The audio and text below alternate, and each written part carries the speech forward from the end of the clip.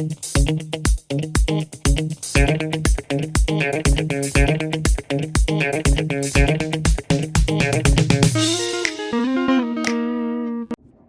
there, it's me again.